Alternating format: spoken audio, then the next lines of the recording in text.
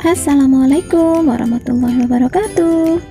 Halo anak-anakku semuanya, bagaimana kabar kalian hari ini? Semoga kalian selalu dalam keadaan sehat, tetap semangat belajar, dan jangan lupa jaga kesehatan, selalu cuci tangan dengan sabun, dan menggunakan masker jika kalian keluar rumah. Anak-anak, kali ini kita akan melanjutkan materi kita, tema 4, subtema 1, pembelajaran keempat. Mari kita mulai. Anak-anak, globalisasi membuat dunia tanpa batas. Kita bisa berkomunikasi dengan teman-teman kita di tempat yang berbeda. Apakah ada contoh lain dari era globalisasi yang kamu rasakan, anak-anak? Mari kita baca teks berikut. Globalisasi, dunia tanpa batas. Globalisasi, sebuah kata yang sering kita dengar dalam berbagai topik percakapan. Sebuah kata yang sering kita baca di surat kabar atau majalah. Apa arti globalisasi? Globalisasi dapat dimaknai sebagai sebuah proses mendunia. Seluruh bangsa dan negara di muka bumi ini semakin terhubung satu dengan yang lain, seakan tidak terpisah lagi oleh batas wilayahnya. Era globalisasi ini seakan dunia tanpa batas. Kita dapat dengan mudah menemukan berbagai produk dari Jepang, Korea, Cina, Amerika, Jerman, dan berbagai negara lainnya. Begitupun produk Indonesia juga bisa ditemukan di banyak negara. Kita juga dengan mudah menyaksikan siaran langsung dari berbagai belahan dunia melalui tayangan televisi.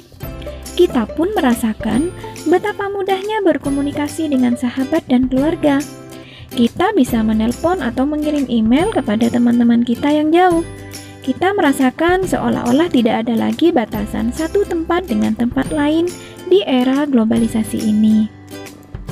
Nah, anak-anak, berdasarkan bacaan barusan tentang makna dari globalisasi, seperti apa globalisasi itu. Nah, sekarang mari kita baca pertanyaannya dan kita jawab ya. Yang pertama, apa yang dimaksud dengan ungkapan dunia tanpa batas pada bacaan barusan ya, kita jelaskan. Jawabannya adalah seluruh negara bisa saling terhubung yang seakan-akan tidak terbatas oleh batas wilayah. Nah, yang kedua, apa yang dimaksud dengan globalisasi? Berikan contoh dalam kehidupanmu sehari-hari. Yaitu, globalisasi adalah proses mendunia yang membuat setiap individu atau negara bisa saling terhubung tanpa terpengaruh oleh batas negara. Contohnya, adanya barang impor seperti handphone dan motor. Kita bisa mengobrol dengan orang lain yang berbeda daerah, menemui makanan dari negara lain, dan mengetahui berita yang terjadi di luar negeri. Yang ketiga, apa pengaruh globalisasi yang kamu rasakan saat ini? Yaitu, kita bisa memakai barang dari negara lain, berbicara dengan seseorang tanpa tatap muka, bisa mengkonsumsi makanan dari negara lain, menonton film buatan luar negeri, dan lain-lain. Yang keempat, gambarkan secara visual bahwa globalisasi membuat dunia tanpa batas. Nah, ini ada contoh gambar anak-anak yang mencerminkan tentang globalisasi tanpa batas. Nah, di sini ada gambar tentang dua orang yang sedang berjabat tangan. Nah, sebenarnya mereka itu berada jauh di berbeda negara. Nah, ternyata walaupun kita jaraknya jauh, kita masih tetap bisa berhubungan, misalkan saling kontrak kerja, saling berbisnis. Nah, dengan apa? Dengan globalisasi tadi. Nah, apa saja pengaruh globalisasi? Misalkan kita bisa menggunakan handphone, bisa menggunakan telepon, bisa menggunakan internet dalam berhubungan bisnis atau kontrak kerja tersebut. Di era globalisasi ini, banyak sekali barang-barang dari dalam dan luar negeri yang bisa kita temui, anak-anak. Salah satu contohnya handphone, dari luar negeri ya, motor dari Jepang, kemudian ada televisi, ya kan, berbagai macam alat-alat elektronik yang berasal dari luar negeri. Bahkan makanan juga banyak yang diimpor dari luar negeri. Masyarakat bisa memilih barang-barang sesuai dengan keperluannya dan tingkat ekonominya. Nah, tingkat ekonomi yang berbeda bisa disebut sebagai keberagaman ekonomi. Nah, keberagaman ekonomi barusan adalah tingkat ekonomi yang berbeda. Tingkat ekonomi itu seperti apa? Nah, tingkatannya seperti ini, anak-anak. Ada tingkatan ekonomi menengah, ada tingkatan ekonomi ke bawah. Maksudnya yang menengah itu standarnya mereka itu sudah punya penghasilan, sudah punya pekerjaan, untuk kebutuhan sehari-hari mereka sudah tidak bingung untuk memenuhinya. Nah, sedangkan yang tingkatan ke bawah itu orang yang kurang beruntung, misalkan masih bekerja keras untuk memenuhi kebutuhan sehari-hari. Nah, seperti itu anak-anak. Nah, sekarang amatilah di lingkunganmu, ceritakan keberagaman ekonomi yang ada di sekitarmu. Nah, ini ada contoh keberagaman ekonomi yang dapat kita contoh anak-anak. Nanti tugas kalian itu kalian perhatikan di lingkungan sekitar kalian ya. Ini hanya contoh. Contohnya adalah di lingkungan RT saya terdapat sekitar misalkan ada 50 kepala keluarga. Setiap keluarga memiliki tingkat ekonomi yang berbeda-beda. Contohnya, tetangga saya yaitu Pak Edo. Nah, keluarga Pak Edo dibilang memiliki tingkat ekonomi yang tinggi. Nah, hal tersebut ditunjukkan oleh adanya mobil di garasinya. Nah, berarti pendapatannya kan lebih tinggi ya, sehingga bisa membeli mobil. Tetangga saya yang lain adalah Pak Riko. Nah, keluarga Pak Riko memiliki ekonomi tingkat sedang. Hal ini ditunjukkan dari kendaraan sepeda motor yang dimiliki keluarga Pak Riko. Berbeda dengan Pak Edo dan Pak Riko, keluarga Pak Wito merupakan keluarga yang kurang mampu. Hal ini tampak dari kondisi rumah Pak Wito yang masih sangat sederhana dan hanya memiliki 2 sepeda saja. Nah, itu adalah contohnya ya anak-anak. Nah, itu adalah contoh tingkat keberagaman ekonomi di sekitar kita. Kalian perhatikan di sekitar rumah kalian ya.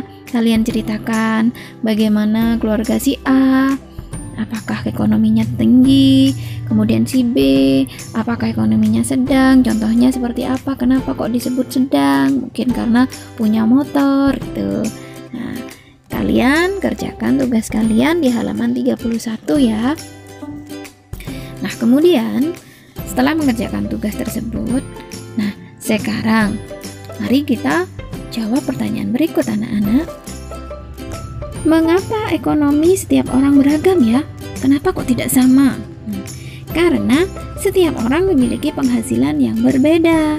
Ada yang berpenghasilan tinggi, ada yang berpenghasilan sedang, bahkan ada yang berpenghasilan pas-pasan hanya cukup untuk kebutuhan makan sehari-hari. Kemudian, apa saja yang mempengaruhi keberagaman tersebut anak-anak? Yaitu keterampilan seseorang, peluang pekerjaan seseorang, penghasilan, dan tingkat persaingan. Nah, kemudian sikap apa yang harus kita kembangkan melihat keberagaman ini? Yaitu kita hendaknya menghargai dan menghormati setiap orang tanpa memandang status ekonominya. Alangkah baiknya jika kita membantu orang-orang yang membutuhkan. Nah, anak-anak, setiap orang dilahirkan dengan perbedaan dari Tuhan, termasuk dalam hal ekonominya. Keterampilan, pendidikan, dan sikap akan mempengaruhi kondisi perekonomian seseorang.